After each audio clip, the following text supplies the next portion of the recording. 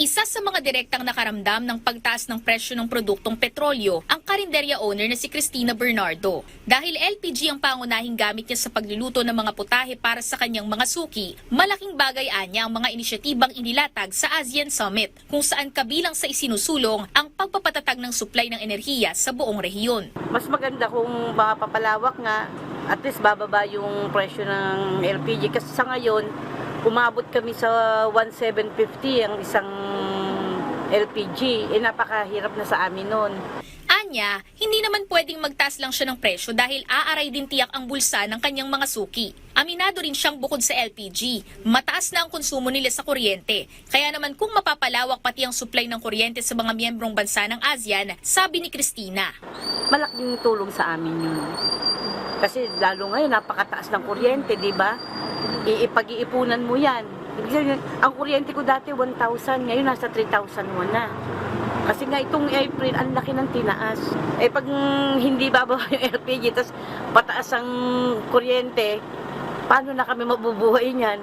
Sa gitna ng tumataas na presyo ng langis, pagmahal ng mga pangunahing bilihin at mga banta sa seguridad sa pagkain, aktibong nagmamasid ang ASEAN para makapaglatag ng mga konkretong hakbang na siyang ibinahagi ni Pangulong Ferdinand R. Marcos Jr. We called for the expedited ratification of the ASEAN Framework Agreement on Petroleum Security, or APSA, which ensures mutual support amongst member states during supply shortages.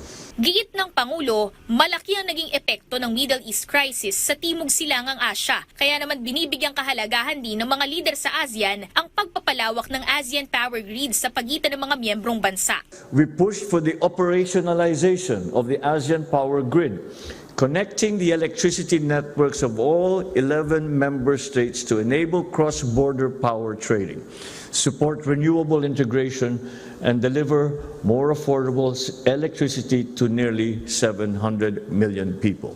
Kasunod nito, nagkaisa din ang mga leader na ipagpatuloy ang malayang daloy ng essential goods, panatilihing bukas sa mga pamilihan at palakasin pa ang intra-ASEAN trade.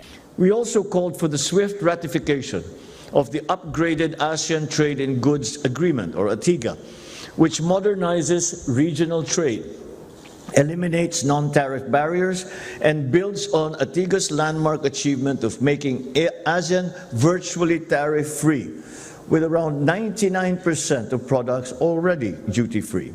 Kaya naman ang bike shop owner na si Volter Sanchez, positibo ang naging tugon sa isinusulong na ratification ng ATIGA. Mas maganda po yun, ma'am, kung babawasan yung yung tariff o yung import tax, kasi kagaya namin kung halimbawa namin na ganitong maliliit lang o sa malaki man, di makakatulong at syempre pwedeng babaan namin din yung presyo namin.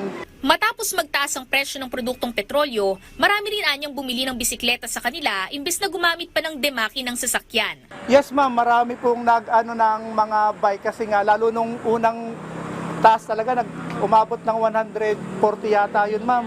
Dinahilan talaga nila yung pagtaas talaga ng gasolina.